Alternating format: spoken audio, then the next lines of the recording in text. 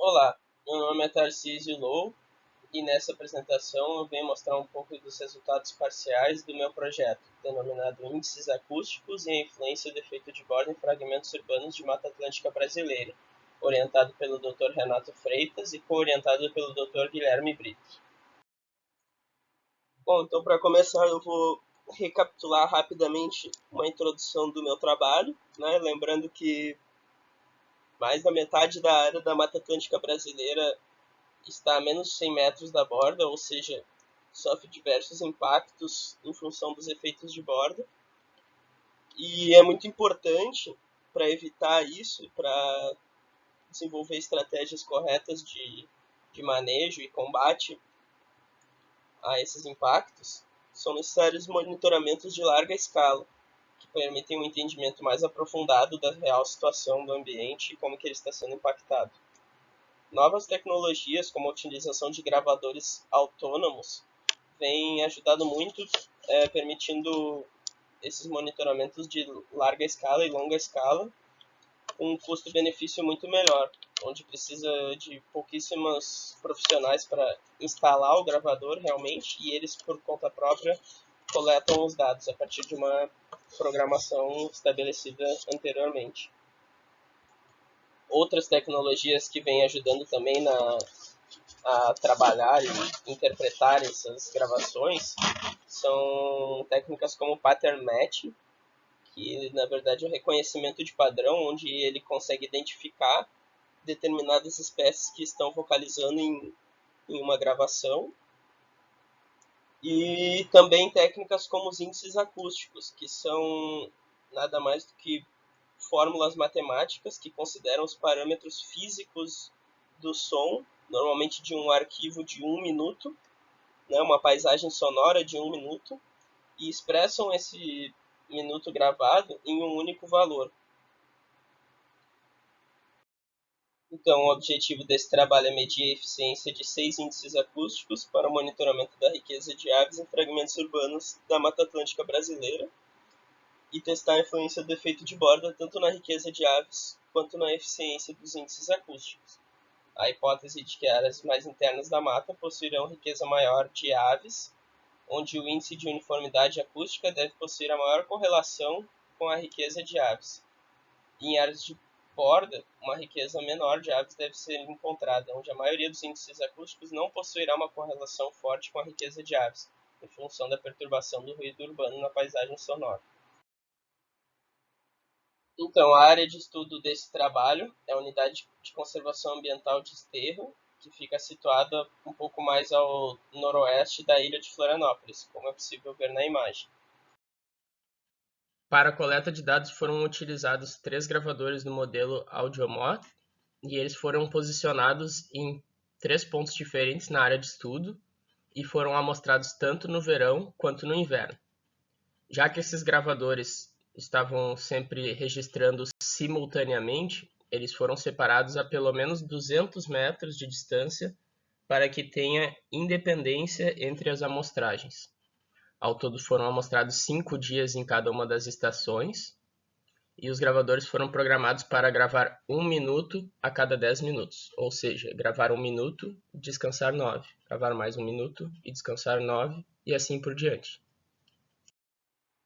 Nessa figura é possível ver os 3 pontos amostrados, sendo que o primeiro ponto fica bem próximo à zona de borda, a apenas 60 metros de uma estrada.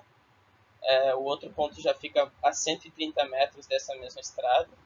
E o ponto mais interno da mata, e também mais alto, no maior altitude, fica a 400 metros da zona de borda, sendo o ponto mais interno. Após a coleta de dados, serão realizados o cálculo de 6 índices acústicos diferentes para todos os minutos gravados nesses 3 pontos. E são esses índices: o índice de complexidade acústica, o índice de diversidade acústica, o índice de uniformidade acústica, o índice de paisagem sonora de diferença normalizada, o índice bioacústico e a entropia total. Desse total de dados, será removida uma subamostra contendo apenas as gravações entre as 6 horas e as 9 horas da manhã. E onde serão identificadas as aves vocalizando a partir do método de pattern matching, onde se submete uma amostra da vocalização de uma determinada espécie de ave, e o próprio programa procura dentro de todas essas gravações da subamostra possíveis correlações e sons semelhantes a esse fornecido por quem está executando a plataforma. Após, são feitas validações manuais, onde quem está executando vai selecionar quais cantos realmente batem ao da espécie selecionada e quais cantos foram indicados erroneamente pela máquina. Após isso, será gerada uma correlação para cada minuto, uma correlação pareada entre o valor de cada um dos índices acústicos por minuto e o valor da riqueza de aves por minuto de todas essas gravações da subamostra. Então, quanto aos resultados parciais, foram coletados 4.320 arquivos .wav de 1 minuto de gravação, sendo que foram 5 dias em cada ponto, em cada estação, totalizando 720 minutos, né, amostrados para cada ponto em cada estação. Uma subamostra, então, como foi mencionado antes, foi retirada para identificação de aves, que continha 540 minutos. O valor de 6 índices acústicos já foram calculados para todos os 4.320 minutos. Inclusive foi gerado um script próprio para isso, onde foram geradas 6 funções looping em que o programa R consegue calcular automaticamente o valor de todos os índices acústicos para todas as gravações no diretório de trabalho. E já é gerada automaticamente uma tabela montando todas as gravações na primeira coluna e nas outras 6 colunas o valor de todos os índices acústicos para cada gravação. A partir desse dado dos índices acústicos já foram gerados gráficos de boxplot para comparar os resultados de cada índice para cada ponto.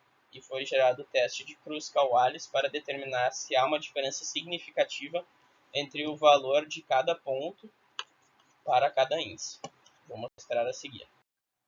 Analisando o resultado dos boxplots gerados para cada um dos 6 índices acústicos, comparando os 3 pontos amostrados, é possível perceber que houve uma diferença significativa entre cada um dos 3 pontos em praticamente todos os índices acústicos, com exceção do índice de paisagem sonora e diferença normalizada, onde o ponto 2 e o ponto 3 tiveram uma semelhança grande e não tiveram uma diferença significativa. Neste mesmo gráfico, é possível perceber que o ponto 1 obteve um valor bem menor, o que indica um maior grau de antropofonia, enquanto o ponto 2 e 3 possuiriam um grau de antropofonia semelhante e menor do que o ponto 1. Quanto aos resultados futuros, nas análises de pattern matching rodadas dentro das subamostras, os 540 minutos, foram analisadas 300 amostras vocais diferentes de mais de 100 espécies de aves e aproximadamente 30% já foram verificadas manualmente. Faltam as outras 70% para a conclusão da verificação das espécies de aves vocalizando. Após a identificação pelo pattern matching, será possível realizar o teste de correlação entre a riqueza de aves e o valor de cada um dos 6 índices acústicos. Provavelmente será utilizado o teste de Spearman, a correlação de Spearman, que é um teste não paramétrico que considera amostras dependentes. Serão testados grupos globais, o grupo por ponto, que será dividido entre os 3 pontos, e o teste por estação, que será dividido entre inverno e verão, para saber se isso influencia na eficiência dos índices. E após isso será realizada uma análise comparativa entre os resultados das correlações. Esse aqui é só um exemplo de como está ficando a tabela, em que ainda falta a coluna da riqueza de aves vocalizando, e após isso será realizada a correlação entre os dados dessa coluna e os dados das outras 6 colunas dos índices acústicos. Muito obrigado pela atenção de todos. Até mais.